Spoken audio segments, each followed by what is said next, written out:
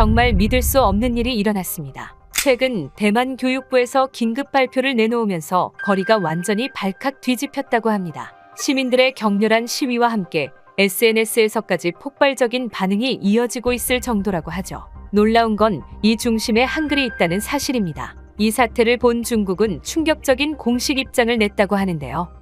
生活必需品保供工作十分重要，相互认真贯彻落实党中央、国务院决策。 대체 무슨 일이 있었던 걸까요? 안녕하세요. 저는 장외일인이라고 합니다. 7년 넘게 대만 교육부에서 언어 정책을 맡고 있죠. 학생들의 언어 향상을 향상시킬 때마다 자부심을 느껴왔습니다. 그런데 최근 통계를 확인할 때마다 가슴이 무거워지고는 합니다. 왜냐고요? 대만어 사용 인구가 해마다 줄어들고 있었거든요. 처음에는 그저 일시적인 현상이라 생각했습니다. 하지만 데이터는 거짓말을 하지 않았어요. 20대 이하 젊은 세대 중 일상에서 대만어를 사용하는 비율이 10년 전보다 40%나 감소했다니까요. 심각한 문제였습니다. 장외일인 이번 보고서도 좋지 않네요. 교육부 국장 리우 선생님의 목소리가 무겁게 울렸어요. 회의실에 모인 다른 동료들도 침울한 표정이었습니다. 누구도 이 상황을 반전시킬 묘안을 내놓지 못했죠. 중국어와 영어는 취업의 필수라 배우지만 대만어는 왜 배워야 하는지 모르겠다는 학생들이 너무 많아요.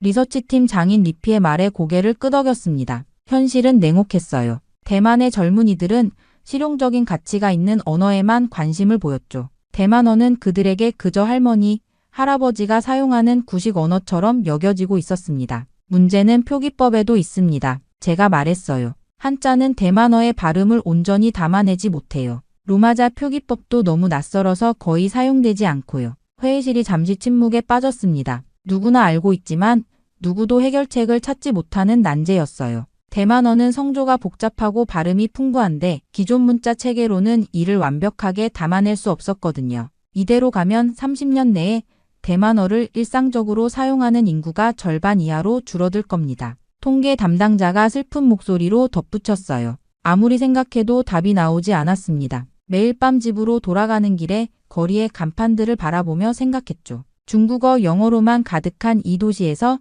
대만어의 흔적을 찾기가 점점 어려워졌어요. 사무실 책상 위에는 해결되지 않은 보고서들이 쌓여갔어요. 매일 밤 늦게까지 언어 보존 정책을 검토하고 다른 나라의 사례를 연구했지만 뾰족한 수가 없었습니다. 다른 나라들도 비슷한 문제로 고민하고 있었죠. 그래도 저는 답을 찾기 위해 수많은 밤을 지새웠습니다. 세계의 다양한 언어 정책을 분석하고 비슷한 위기를 겪었던 언어들의 사례를 연구했어요. 그러던 차에 뜻밖의 기회가 찾아왔습니다. 교육부에서 7년간 쉼없이 일한 저에게 2주간의 휴가가 주어진 거죠. 리우 국장님이 제 책상 앞에 서서 말씀하셨어요. 외일인 이제 좀 쉬어. 내가 없으면 부서가 돌아가지 않는 건 아니야. 처음엔 거절하려 했습니다. 하지만 동료들도 모두 한 목소리로 휴식이 필요하다고 했죠. 결국 평소 동경하던 유럽 여행을 계획했어요. 파리, 베를린, 로마. 문화의 중심지들을 방문하는 일정이었습니다. 물론 그때는 알지 못했어요. 그곳에서 해결책을 찾게 될 거라는 사실을 말이죠.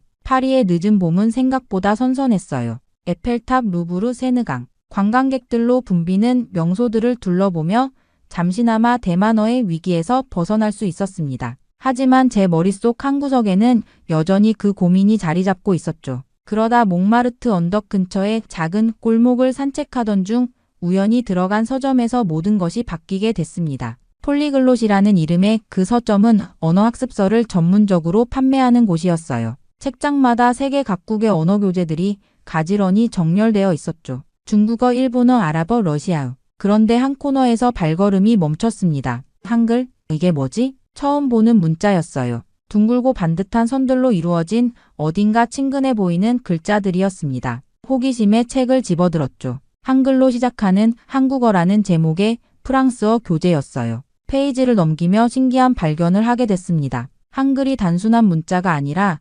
과학적으로 설계된 음성 표기 체계라는 사실이었죠. 자음과 모음을 조합해 거의 모든 소리를 표현할 수 있다니 충격적이었어요. 모음과 자음을 블록처럼 조합하면 어떤 발음도 만들 수 있다고요? 서점 직원에게 물었더니 그는 미소를 지으며 더 자세한 책을 추천해 주었습니다. 한글의 과학적 원리라는 책이었어요. 그 자리에서 바로 읽기 시작했죠. 15세기에 만들어진 문자가 이렇게 체계적이라니. 책을 읽으며 흥분이 점점 커졌습니다. 한글은 발음기관의 모양을 본떠 만든 자음, 하늘과 땅과 사람을 상징하는 모음, 그리고 그것들을 논리적으로 조합하는 시스템이 있었어요. 무엇보다 음운 체계를 정확히 반영해 설계된 문자였죠. 그때 번뜩 아이디어가 떠올랐습니다. 대만어도 소리를 기반으로 하는 언어인데 한글을 응용해서 대만어를 표기할 수 있지 않을까? 심장이 빠르게 뛰기 시작했어요. 대만어의 풍부한 성조와 복잡한 발음을 한자로는 완벽하게 담아낼 수 없었지만 한글이라면 어떨까요?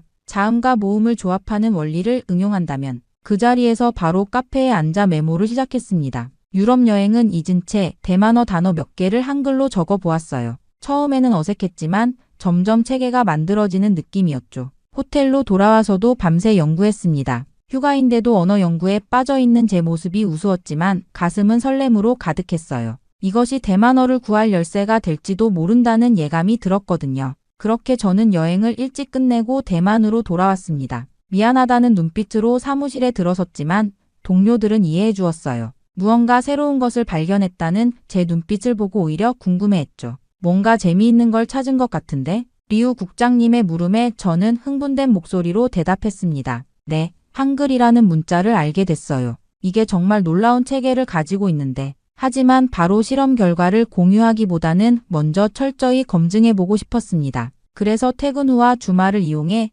한글과 대만어의 음운 구조를 비교하기 시작했어요. 국립도서관에서 한글에 관한 모든 책을 빌려 읽었죠. 처음에는 그저 호기심으로 시작했습니다. 대만어 단어 몇 개를 한글로 적어보는 정도였어요. 감사합니다를 뜻하는 감사라는 단어를 한글로 표기해 보았죠. 이거 생각보다 잘 맞아떨어지는데 놀라웠어요. 한글의 자음과 모음 조합이 대만어의 발음을 상당히 정확하게 표현할 수 있었거든요. 특히 한자로는 표현하기 어려운 미묘한 발음 차이까지 담아낼 수 있었습니다. 흥분된 마음으로 이번에는 좀 더 복잡한 단어들을 시도해 봤어요. 대만어에는 성조가 있어 같은 발음이라도 음의 높낮이에 따라 의미가 달라지는데 이 부분이 가장 어려웠습니다. 하지만 한글 옆에 작은 기호를 추가하는 방식으로 이 문제도 해결할 수 있었죠. 일주일간의 개인 연구 끝에 어느 정도 체계가 잡혔다고 느꼈어요. 이제 다른 사람들에게도 테스트해볼 차례였습니다. 대만 국립대학교 언어학과 교수님께 연락해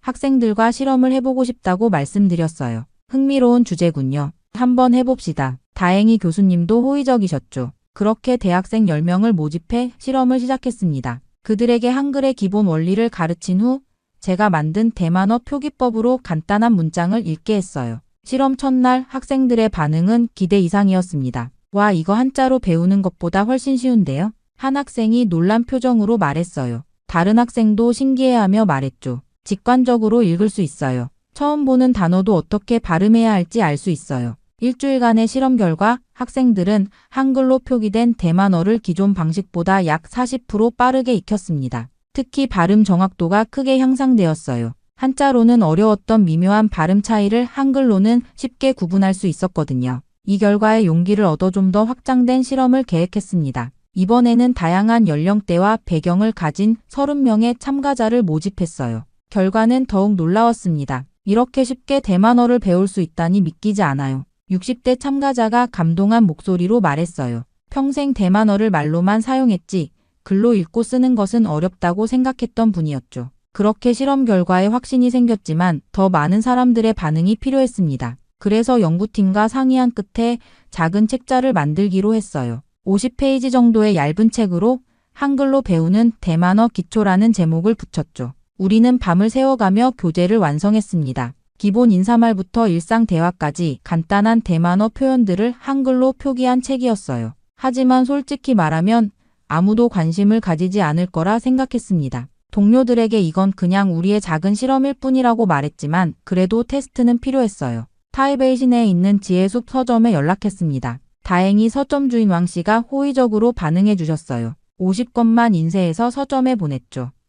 그것도 정문에서 멀리 떨어진 언어학습 코너의 구석진 자리였습니다. 솔직히 한 달 뒤에 가서 팔리지 않은 책들을 회수할 생각이었어요. 그런데 3일 후 왕 씨에게서 전화가 왔습니다. 책이 거의 다 팔렸다는 소식이었어요. 확인하러 서점에 갔더니 진열대에는 단 3권만 남아 있었습니다. 왕 씨는 환한 미소를 지으며 이 책이 예상보다 인기가 많다고 했어요. 처음엔 그냥 특이해서 사가는 줄 알았는데 사람들이 직접 찾아와서 물어본다고 했죠. 믿기지 않았습니다. 추가로 100권을 급히 인쇄해 보냈는데 그것도 4일 만에 동났어요. 서점 앞에는 책을 구하지 못한 사람들이 문의하는 메모가 붙기 시작했습니다. 제2코 일정과 한글로 대만어를 배우면 정말 쉬운지 확인하는 질문들이었어요. 더 놀라운 일은 책을 구매한 사람들이 SNS에 자신의 학습 경험을 공유하기 시작했다는 것입니다. 고등학생부터 직장인, 심지어 70대 노인까지 다양한 사람들이 한글로 대만어를 배우는 사진을 올리고 있었어요. 일주일 만에 대만어 기초 회화를 마스터했다거나 평생 대만어를 말로만 알았는데 이제 읽고 쓸 수 있다는 후기가 넘쳐났습니다. 처음엔 단순한 실험이었지만 이제는 사람들이 직접 한글을 활용해 대만어를 배우려는 분위기가 형성되고 있었어요. 특히 놀라웠던 건 젊은이들의 관심이었습니다. 중학생, 고등학생들이 한글 표기법에 열광하며 대만어를 배우기 시작했어요. 어렵게만 느껴졌던 대만어가 이렇게 쉬울 줄 몰랐다는 반응이 많았습니다. 한 달 만에 한글로 배우는 대만어는 베스트셀러 대열에 올랐어요. 여러 서점에서 재고 문의가 쇄도했고 출판사들도 연락해왔습니다. 언론에서도 관심을 보이기 시작했어요. 타이베이 데일리 뉴스에서는 혁신적인 대만어 학습법, 한글의 비밀이라는 제목으로 기사를 실었고 대만 교육주간지에서는 잊혀가는 대만어를 구하는 열쇠, 한글이라는 특집 기사를 냈습니다. 우리 연구팀은 이런 반응에 기뻐하면서도 조금 긴장했어요. 이제는 소규모 실험이 아니라 사회적 현상이 되어가고 있었거든요. 사무실에서는 매일같이 문의 전화가 울렸고 이메일함은 인터뷰 요청으로 가득 찼습니다. 하지만 곧 반대 목소리가 들려오기 시작했습니다. 처음에는 몇몇 언어학 교수들의 비판적인 논평 정도였어요. 그러나 한글 표기법이 더 알려질수록 반대의 목소리도 커졌습니다. 왜 하필 한국 문자를 써야 하지? 우리 고유의 표기법을 개발하는 게 맞지 않을까요? 타이완 국립대학교 언어학과 주임 교수가 라디오 인터뷰에서 이렇게 말했습니다. 그의 의견에 동조하는 학자들이 늘어났어요. 일부 언론에서는 대만의 언어 정체성 위기라는 제목의 사설을 내보내기도 했죠. 이건 대만 문화 정체성을 해치는 거야. 우리는 수천 년 동안 한자 문화권에 속해 있었어. 특히 교육부 고위관료 정즈아오의 반발이 가장 강했습니다. 그는 교육정책 담당 부국장으로 언어 정책에 큰 영향력을 가진 인물이었어요. 정즈아오는 공식 석상에서 제 연구를 직접적으로 비판했습니다. 대만은 전통적으로 한자로 대만어를 기록해왔다. 한글 도입은 위험한 일이다. 이는 우리 문화적 뿌리를 부정하는 행위다. 정즈아오의 발언은 큰 파장을 일으켰어요. 그를 지지하는 학자들과 보수층도 비판을 쏟아냈습니다. 신문과 텔레비전에서는 매일같이 이 문제를 다뤘고 대만 사회는 서서히 두 진영으로 나뉘기 시작했습니다. 한글을 쓰는 순간 대만어는 본래의 정체성을 잃을 것이다. 한자 보존협회 회장은 기자회견을 열어 이렇게 주장했어요. 그의 주장에 동조하는 사람들은 한글 표기법이 대만의 문화적 주권을 침해한다고 여겼습니다. 일부는 이것이 한국의 문화적 침략이라는 극단적인 주장까지 펼쳤어요. 제가 출근길에 교육부로 향할 때면 때로는 소규모 시위대가 건물 앞에서 피켓을 들고 있었습니다. 우리의 언어를 지켜라. 한글에노, 한자 YS 같은 문구들이었죠. 사무실로 들어가면 동료들의 시선도 달라졌어요. 어떤 이들은 응원의 미소를 보내줬지만 다른 이들은 냉랭한 표정을 감추지 않았습니다.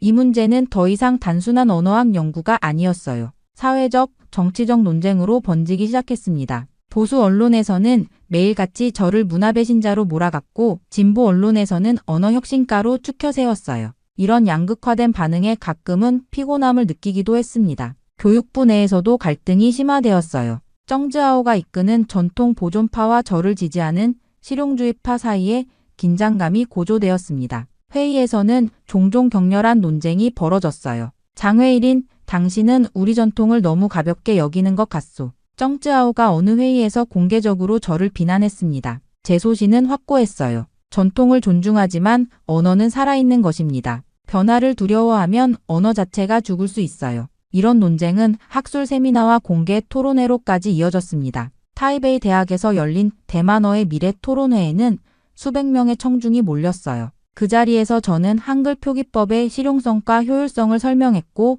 반대파는 문화적 정체성 문제를 제기했습니다. 우리의 작은 실험은 이제 대만 사회 전체를 뜨겁게 달구는 이슈가 되었어요. 그리고 바로 그때 예상치 못한 더 큰 파도가 밀려왔습니다. 중국이 이 문제에 관심을 보이기 시작한 것이었어요. 처음에는 중국 SNS에서 몇몇 논평가들이 한글 표기법에 대해 비판적인 글을 올리는 정도였습니다. 그러나 상황이 빠르게 변했어요. 어느 날 아침 제가 출근 준비를 하며 뉴스를 보고 있었을 때였습니다. 중국 외교부 대변인의 정례 브리핑 장면이 생중계되고 있었어요. 갑자기 귀에 익은 단어가 들렸습니다. 한글이라는 단어였죠. 대만이 한글을 도입한다면 이는 중국 문화에 대한 도전이다. 외교부 대변인이 단호한 어조로 말했습니다. 커피잔을 들고 있던 제 손이 떨렸어요. 작은 언어 연구 프로젝트가 어떻게 국제적인 이슈가 되었는지 믿기지 않았습니다. 사태는 걷잡을 수 없이 커졌어요. 중국 관영 언론들도 이 문제에 가세했습니다.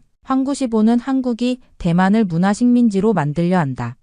라는 제목의 사설을 실었고 CCTV에서는 중화권의 문화적 통합을 저해하는 한글 침투라는 특집 보도를 내보냈어요. 중국의 이러한 반응은 대만 정부에 큰 압력이 되었습니다. 그동안 미온적이던 대만 정부도 이제는 공식적인 입장을 밝혀야 했어요. 총리실에서는 긴급회의가 열렸고 교육부 장관도 이 자리에 참석했습니다. 이건 단순한 학술적 문제가 아니라 정치적 문제가 되어버렸어요. 이걸 계속해야 하나요? 회의에 참석한 한 관료가 고민스러운 표정으로 물었습니다. 회의실은 무거운 침묵에 잠겼어요. 교육부 장관은 깊은 한숨을 내쉬었습니다. 다음 날 저는 교육부 장관실로 호출되었어요. 장관과 정즈아오가 기다리고 있었습니다. 장관의 표정은 무거웠어요. 웨이린 당신의 연구 열정은 이해합니다. 하지만 지금 상황은 너무 복잡해졌어요. 한글 표기법 연구를 일시적으로 중단해 주셨으면 합니다. 마음이 무너져 내렸습니다. 이제야 성과가 보이기 시작했는데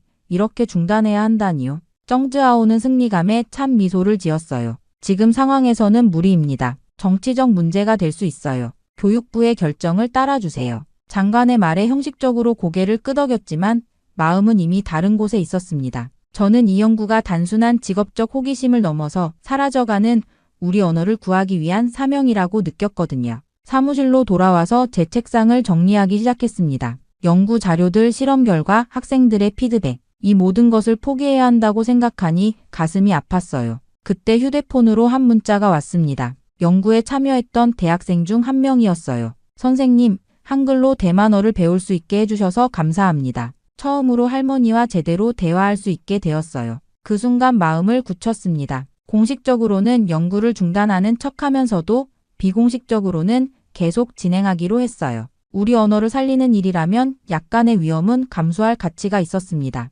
이후 공식적으로 연구를 중단했지만 제 마음은 이미 다른 곳에 있었습니다. 집으로 가져온 연구 자료들을 펼쳐놓고 매일 밤 몰래 연구를 계속했어요. 휴대폰으로 연구에 참여했던 학생들에게 연락했습니다. 공식적으로는 중단되었지만 계속 연구하고 싶은 사람. 놀랍게도 거의 모든 학생들이 동의했어요. 우리는 대학 카페나 학생들의 자취방에서 비공식 모임을 가졌습니다. 한글로 대만어를 표기하는 방법을 더 체계화하고 더 많은 어휘와 문법을 담아내려 노력했어요. 그런데 여전히 문제가 있었습니다. 대만어의 복잡한 성조를 완벽하게 표현하기 어려웠어요. 어느 날 밤 기대하지 않았던 이메일 한 통이 도착했습니다. 발신자는 서울대학교 언어학과의 김도윤 교수였어요. 제목은 단순했습니다. 한글과 대만어에 관한 연구를 보았습니다. 이메일을 열어보니 김 교수가 우리의 연구에 관심을 갖게 된 이유가 설명되어 있었어요. 그는 최근 국제언어학 저널에 실린 우리 예비 연구 결과를 읽고 연락했다고 했습니다.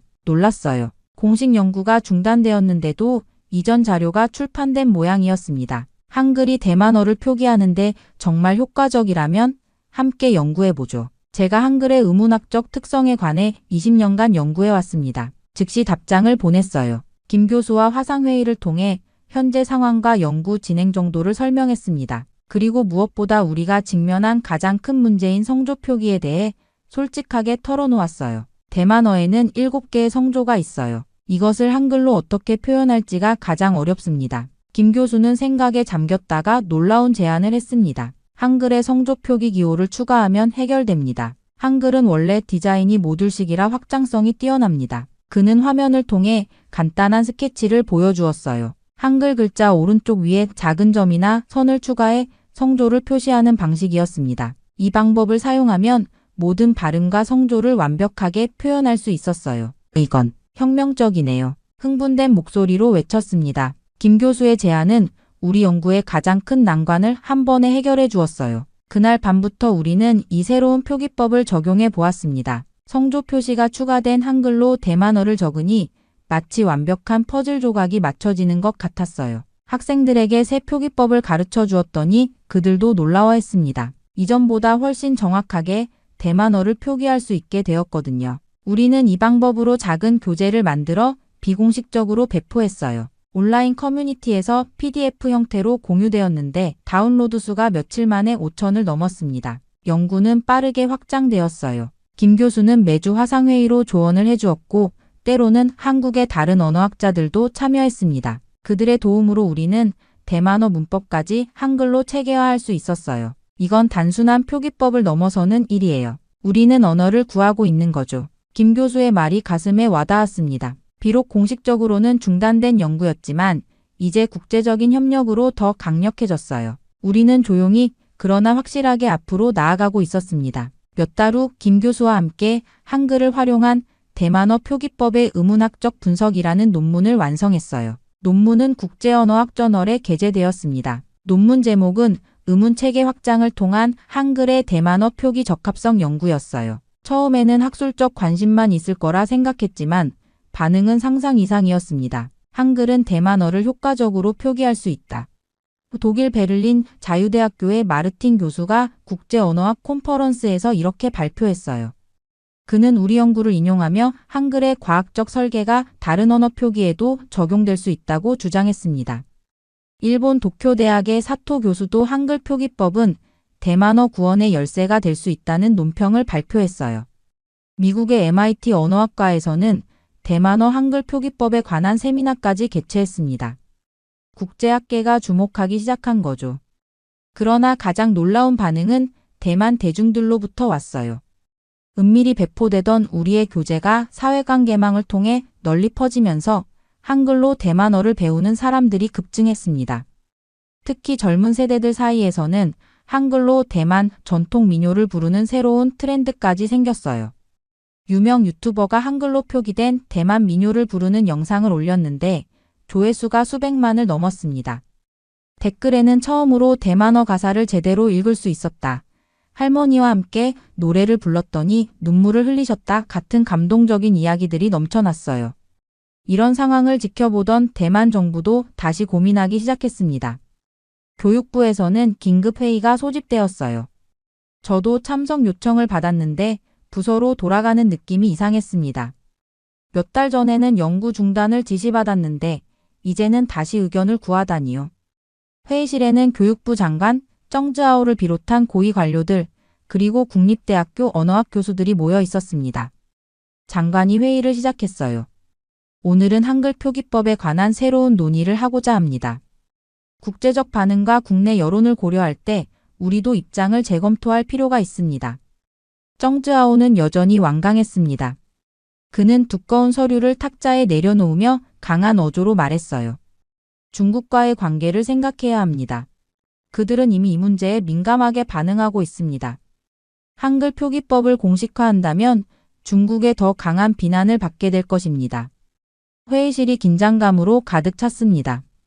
모두가 초조한 표정으로 서로를 바라보고 있었어요. 그때 저는 용기를 내어 말했습니다. 이건 정치의 문제가 아닙니다.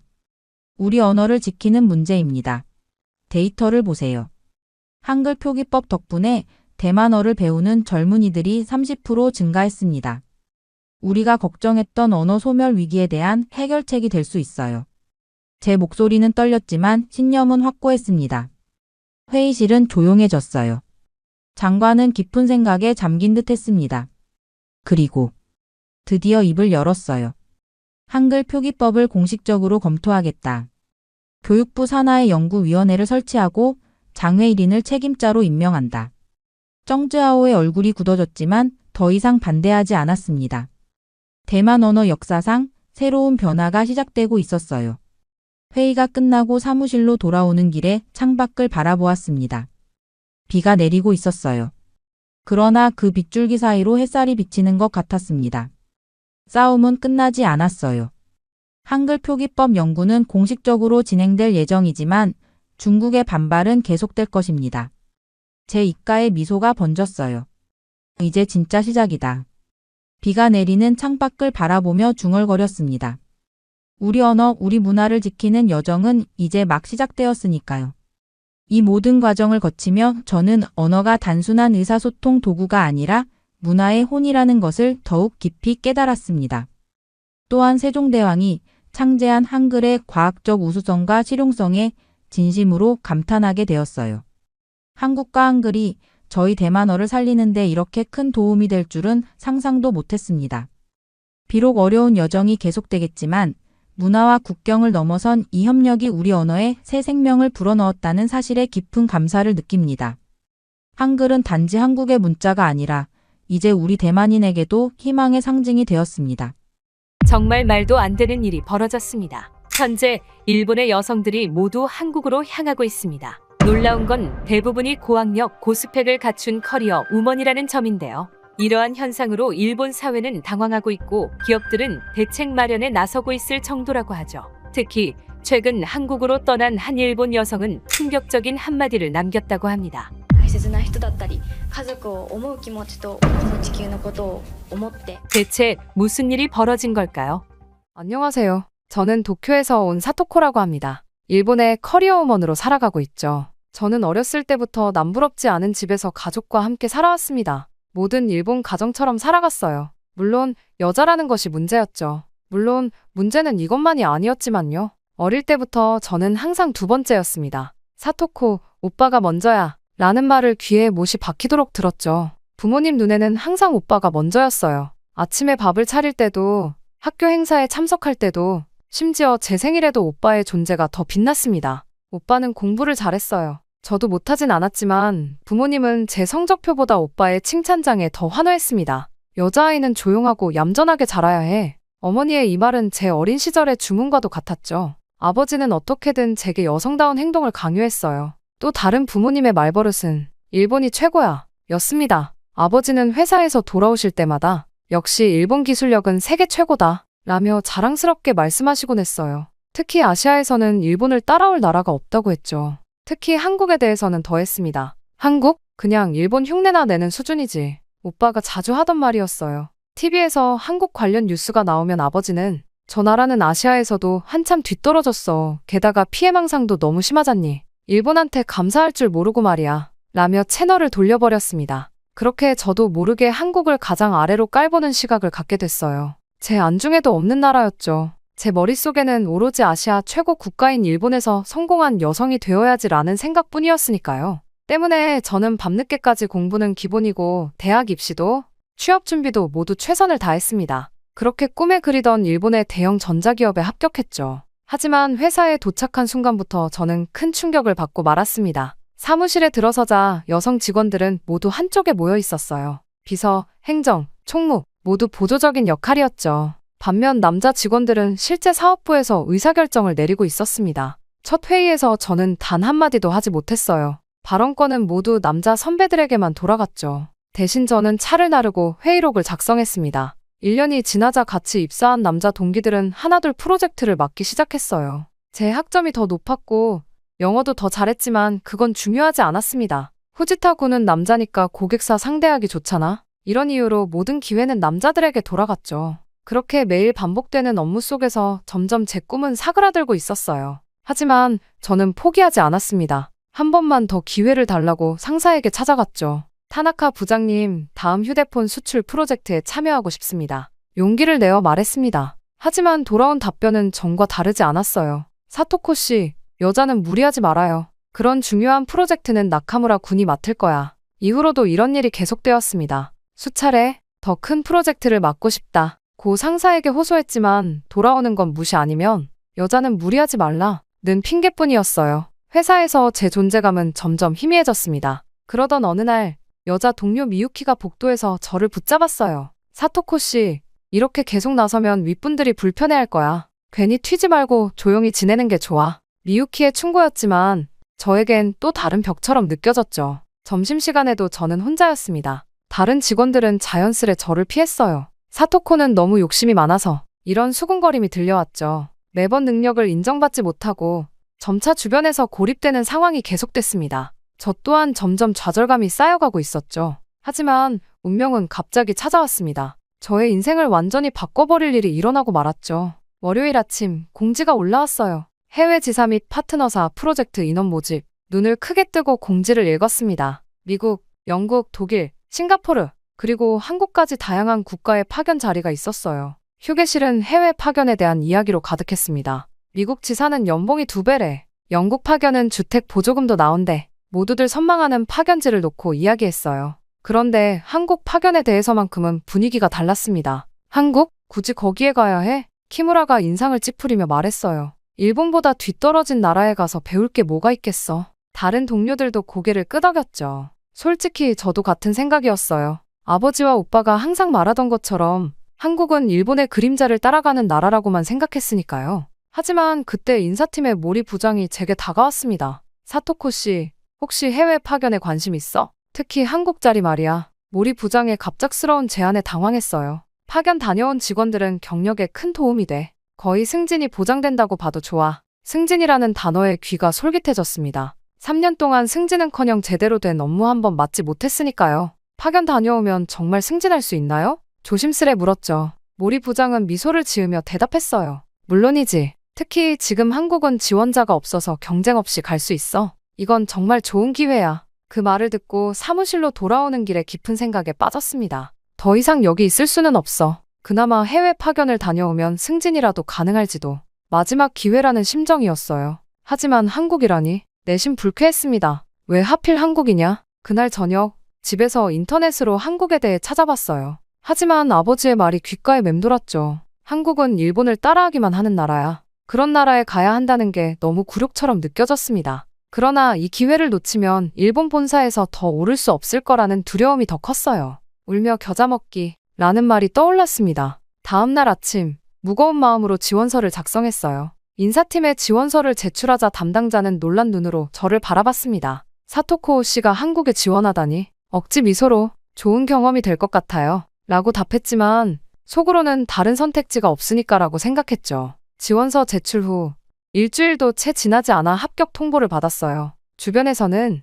사토코 정말 한국에 가려고 하며 동정 어린 눈빛을 보냈습니다. 그런 시선이 더 짜증났지만 승진이라는 목표를 위해 참기로 했어요. 이후 파견 날짜가 정해지고 제 마음은 복잡했어요. 한국에 대한 정보를 찾아보면 찾아볼수록 생각보다 괜찮을지도 라는 생각과 아니야. 일본보다 뒤떨어져 있을 거야 라는 생각이 교차했습니다. 그렇게 불안한 마음으로 인천공항에 도착했죠. 공항에서 서울 도심으로 향하는 길. 창밖으로 보이는 풍경이 제 예상과 달랐어요. 깔끔하게 정돈된 도로, 현대적인 건물들. 생각보다 발전돼 있네? 라고 생각했죠. 특히 강남 지역에 들어서자 세련된 고층 빌딩들이 즐비했어요. 빠른 걸음으로 걷는 직장인들의 모습도 도쿄와 크게 다르지 않았습니다. 첫 출근 날 긴장된 마음으로 회사 건물 앞에 섰어요. 유리와 철골로 지어진 현대적인 건물이었죠. 로비에 들어서자 세련된 인테리어와 밝은 조명이 눈에 들어왔습니다. 일본 본사보다 더 세련됐잖아? 놀라운 마음으로 리셉션에 접근했어요. 안녕하세요. 일본 도쿄 본사에서 파견 온 사토코입니다. 어색한 한국어로 인사했죠. 리셉션 직원은 밝게 웃으며 환영합니다. 김 과장님이 곧 내려오실 거예요. 라고 답했어요. 친절한 응대에 긴장이 조금 풀렸습니다. 김 과장님의 안내로 사무실에 들어서자 또 한 번 놀랐어요. 개방적인 공간, 자유로운 복장의 직원들, 그리고 활기찬 분위기. 일본 본사의 경직된 분위기와는 너무 달랐죠. 여성 직원들도 남성 직원들과 동등하게 업무를 진행하는 모습이었습니다. 오늘은 팀원들과 인사하고 오후에는 CEO님과 미팅이 있어요. 김 과장님의 말에 고개를 끄덕였지만 속으로는 남자 CEO겠지? 라고 생각했어요. 일본에서는 여성 임원도 드문데 CEO는 거의 불가능한 일이었으니까요. 오후가 되자 김 과장님이 저를 회의실로 안내했습니다. CEO님이 곧 오실 거예요. 그렇게 말하며 자리를 비웠죠. 저는 회의 자료를 다시 한번 확인하며 긴장된 마음을 진정시키고 있었어요. 회의실 문이 열리고 들어온 사람은 세련된 정장 차림의 40대 여성이었습니다. 안녕하세요. 저는 박지연 CEO입니다. 일본에서 오신 사토코 씨, 환영합니다. 당황스러워 말을 잇지 못했어요. 이 회사의 CEO가 여성이라고. 박 CEO는 자신감 넘치는 목소리로 회사에 대해 설명하기 시작했습니다. 저희는 5년 전 스타트업으로 시작해서 지금은 아시아 시장 점유율 3위까지 성장했어요. 일본 시장에도 진출하고 싶어 이번 협업을 계획했죠. 그녀의 말 한마디에서 전문성과 리더십이 느껴졌어요. 부드러운 말투였지만 그 안에는 확실한 카리스마가 담겨 있었죠. 일본에서도 여성 CEO는 극히 드문데 한국이 이 정도라고. 제 생각에 틀이 흔들리기 시작했습니다. 미팅이 끝나고 사무실 투어를 하는 동안 최신 설비와 효율적인 업무 시스템에 또 한 번 놀랐어요. 팀장들 중 절반이 여성이었고 모두 자신의 분야에서 당당하게 의견을 내고 있었죠. 일본 본사와는 너무 다른 모습이었습니다. 하루 일정을 마치고 호텔로 돌아오는 길, 머릿속이 복잡했어요. 한국의 기술이나 회사 수준은 일본보다 뒤떨어질 것이라 여겼는데 막상 와보니 최신 설비와 조직 문화가 오히려 더 인상적이었죠. 무엇보다 최고 경영자가 여성이라는 점이 충격적이었어요. 호텔 침대에 누워 천장을 바라보며 생각했습니다. 내가 알고 있던 한국은 뭐였지? 아버지와 오빠가 말하던 뒤처진 나라 라는 이미지가 오늘 하루 만에 무너지고 있었어요. 그리고 무엇보다 여성인 제가 꿈꿔왔던 업무 환경이 여기 한국에 있다는 사실이 더 큰 충격이었습니다. 다음 날 아침, 첫날의 충격에서 벗어나지 못한 채 출근했어요. 오늘은 본격적인 업무 회의가 있다고 했죠. 회의실에 들어서자 여성 팀장 김 부장이 회의를 이끌고 있었습니다. 저는 자연스레 구석자리에 앉았어요. 일본에서는 여성이 회의에서 발언하는 일이 거의 없었으니까요. 사토코 씨, 거기 앉지 말고 이쪽으로 와요. 오늘 회의는 일본 시장 진출권이니 사토코 씨 의견이 중요해요. 김 부장의 말에 놀라 자리를 옮겼습니다. 더 놀라운 건 회의 분위기였어요. 여성 팀장이 주도하고 남자 직원들도 김 부장님, 이 과장님 하며 호칭을 쓰며 서로 동등하게 의견을 제시했죠. 사토코 씨는 어떻게 생각해요? 일본 소비자들이 이런 디자인을 선호할까요? 갑자기 질문을 받아 당황했어요. 일본에서는 저에게 이런 질문을 던진 적이 한 번도 없었거든요. 제 생각에는 이런 스타일보다는 좀 더 심플한 디자인이 좋을 것 같습니다. 조심스레 대답했죠. 좋은 의견이네요. 그럼 디자인팀에서 사토코 씨 의견 반영해서 다시 작업해주세요. 김 부장의 즉각적인 반응에 놀랐어요. 내 의견이 이렇게 쉽게 받아들여지다니. 일본이라면 여성은 조용히 서류 정리만 했을 텐데 이건 완전히 다른 세계였습니다. 점심시간에는 팀원들과 함께 식사를 했어요. 자연스럽게 제 자리가 마련되어 있었고 모두 제 이야기에 귀 기울여 주었죠. 사토코 씨, 한국 음식 적응 괜찮아요? 일본 생활은 어떤가요? 모두 제 말에 진심으로 관심을 보여 마음이 따뜻해졌습니다. 오후에는 박 CEO의 주재로 전체 회의가 있었어요. 한 남자 직원이 프레젠테이션 중 실수를 했는데 예상과 달리 CEO의 반응이 놀라웠습니다. 괜찮아요.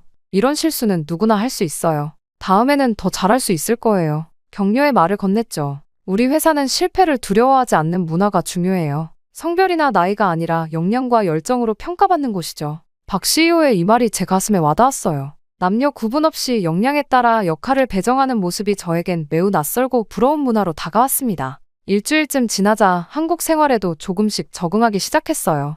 회사 생활뿐만 아니라 일상에서도 새로운 경험을 하고 있었죠. 지하철에서는 사람들이 자연스럽게 길을 비켜주었고 편의점이나 카페에서는 친절한 태도로 대해주었습니다. 어느 날 저녁, 팀 회식이 있었어요. 일본에서의 회식은 여성이 술을 따르고 웃어주는 역할이었는데 여기서는 달랐습니다. 모두가 동등하게 대화하고 즐기는 분위기였죠. 박 CEO도 참석해 편안하게 직원들과 어울렸어요. 사토코 씨, 한국 생활은 어때요? 불편한 점 있으면 언제든 말해요. 늦은 밤 회식을 마치고 혼자 숙소로 돌아가는 길, 문득 깨달았어요. 일본에서는 항상 불안했던 귀갓길인데 여기서는 그렇지 않았죠. 거리는 밝게 조명이 켜져 있었고 늦은 시간에도 사람들이 자연스럽게 다니고 있었어요. 호텔 방에 도착해 생각했습니다. 어쩌면 한국이 일본보다 여성의 안전이나 배려 측면에서 더 나을 수도 있네? 제가 알고 있던 한국에 대한 인식이 하루하루 깨져가고 있었어요. 특히 여성으로서 느끼는 존중과 안전함이 일본에서보다 더 크게 느껴졌습니다.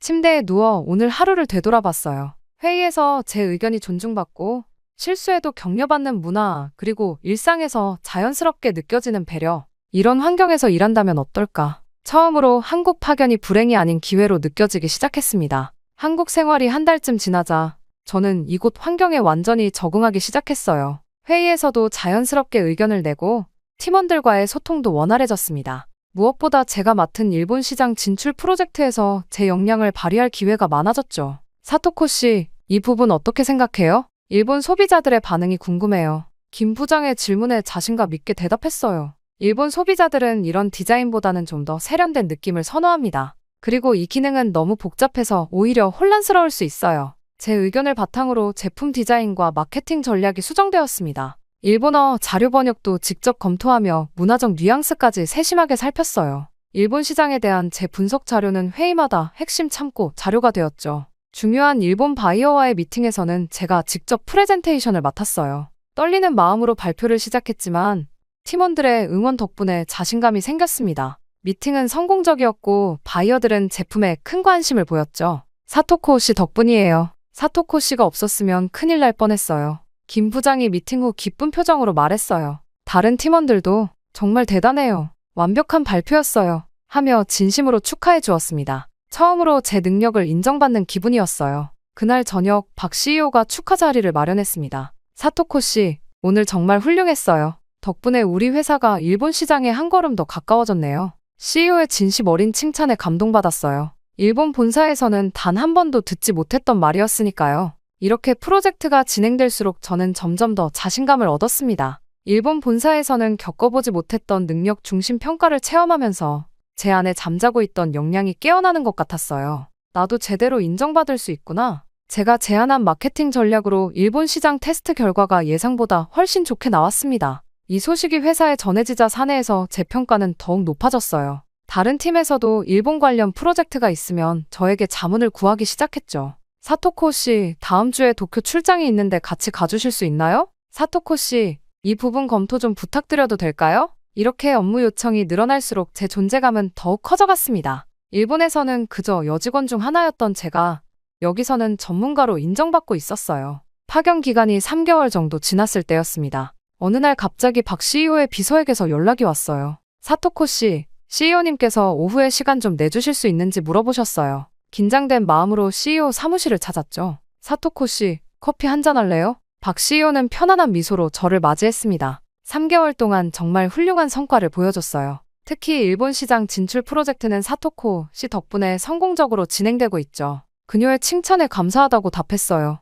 그리고 CEO는 예상치 못한 질문을 던졌습니다. 사토코 씨, 앞으로도 한국에서 함께 일할 생각 있어요? 파견 기간이 끝난 후에도요. 순간 말문이 막혔어요. 파견 후 일본 본사로 돌아가는 것이 당연하다고 생각했는데 이런 제안은 예상하지 못했거든요. 여기서는 사토코 씨의 능력을 높이 평가하고 있어요. 우리 회사에는 사토코 씨 같은 인재가 필요해요. 박 CEO의 말을 들으며 가슴이 뭉클해졌습니다. 여기선 내가 차별 없이 인정받고 있구나. 동시에 머릿속에는 다른 생각도 스쳐갔어요. 본사로 돌아가면 또 예전처럼 무시당하겠지. 이런 고민이 순간 머릿속을 가득 채웠습니다. 박 CEO의 제안을 받고 깊은 생각에 빠져있던 중 일본 본사에서 메일이 왔어요. 타나카 부장의 메일이었죠. 사토코 씨, 파견 기간이 이제 한 달 정도 남았네요. 돌아오면 국제사업부에 자리를 마련해놨으니 걱정 마세요. 처음엔 기뻤어요. 국제사업부, 승진인가? 하지만 이어진 내용에 마음이 무거워졌습니다. 물론 처음에는 서포트 역할부터 시작해야 해요.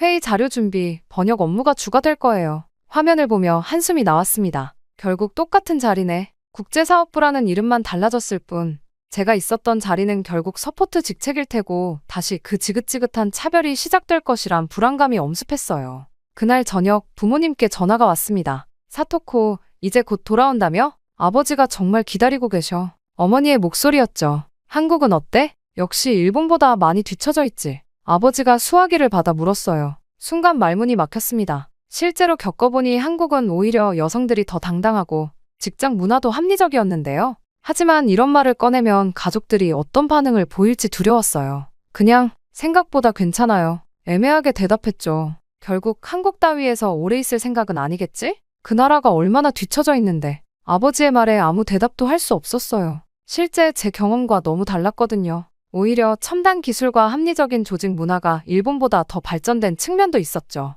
다음 날 오빠에게서 메시지가 왔습니다. 사토코, 파견 끝나고 어떤 계획이야? 우리 가족 지인 중에 소개팅 해줄 만한 사람 있다고 하는데. 순간 짜증이 났어요. 저는 커리어를 고민하고 있는데 오빠는 벌써 결혼 이야기를 꺼내다니요. 오빠, 나 아직 커리어에 집중하고 싶어. 솔직하게 답장했어요. 곧바로 전화가 왔죠. 사토코, 너무 욕심부리지 마. 너는 결국 일본에서 결혼하고 안정되면 돼. 왜 모험을 해? 한국 같은 곳에서 더 있을 필요 없어. 오빠의 강압적인 말투에 화가 났지만 또다시 반박하지 못했습니다. 전화를 끊고 아파트 베란다에 서서 서울의 밤 풍경을 바라봤어요. 내가 진짜 원하는 건 뭘까? 머릿속이 복잡했습니다. 일본으로 돌아가면 승진할 수 있을까?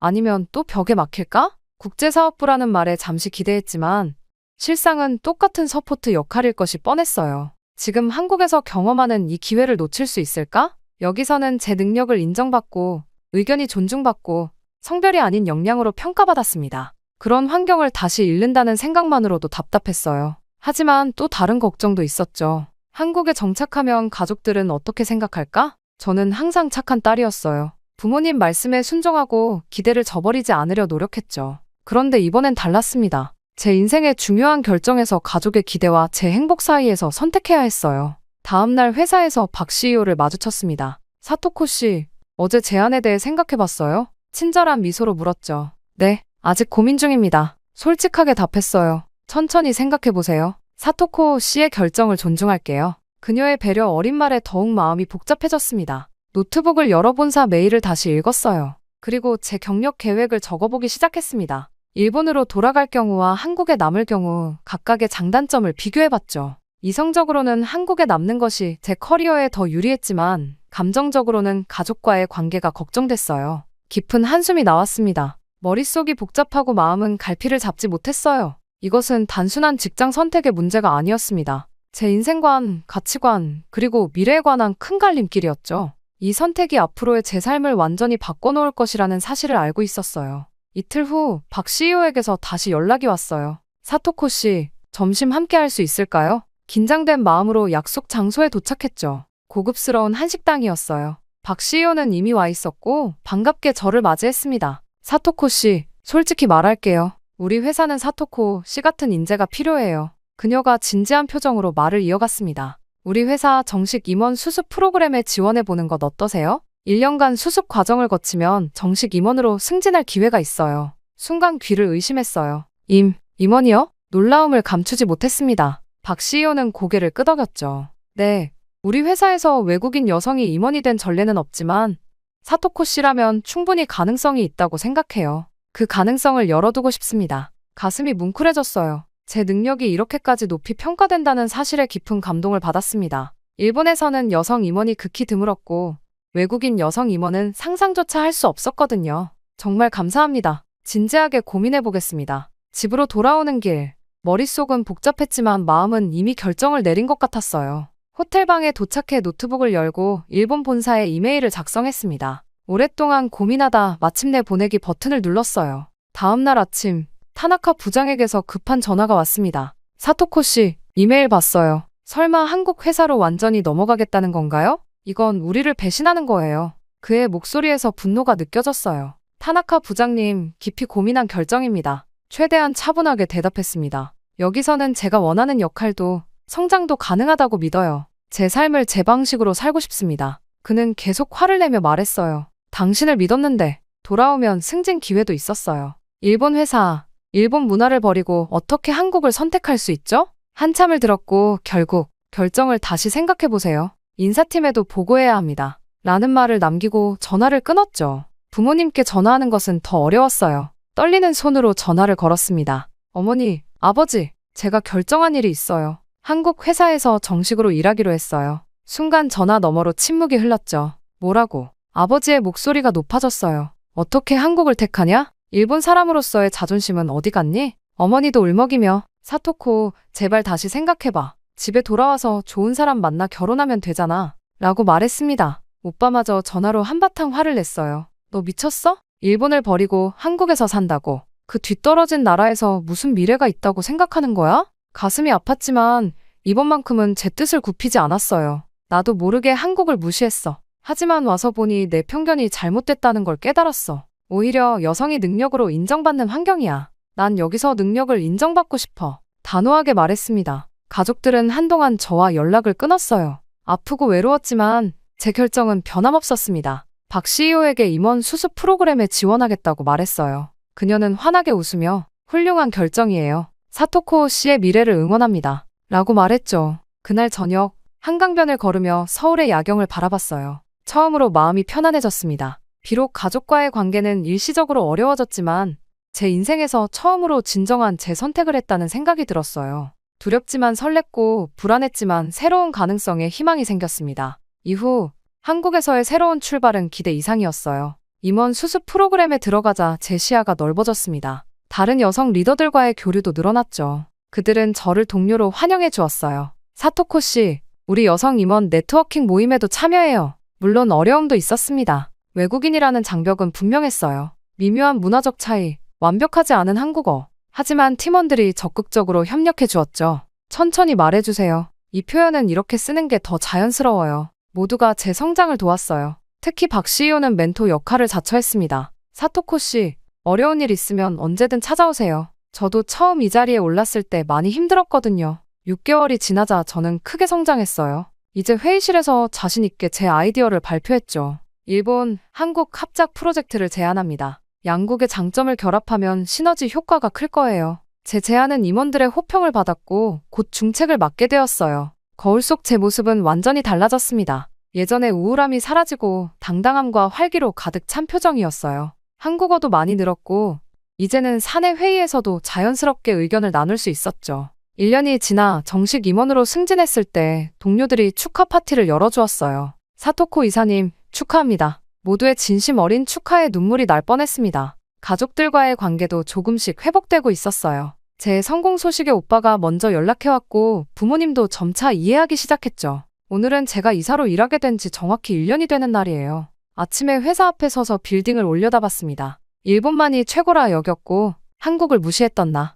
하지만 내 능력을 빛나게 해준 건 오히려 한국이었고 여성 CEO와 동료들은 진심으로 나를 존중해줬다. 이제 나답게 성공할 기회를 잡았다. 난 한국에서 새로운 인생을 개척하기로 한다. 회사 로비로 들어서며 활기찬 걸음으로 사무실을 향했어요. 오늘도 많은 일들이 저를 기다리고 있었죠. 직원들과 인사를 나누고 회의를 주재하고 신입 직원들을 격려하는 하루가 시작되었습니다. 제 모든 결정 중에서 한국에 남기로 한 것이 가장 현명한 선택이었다고 확신해요.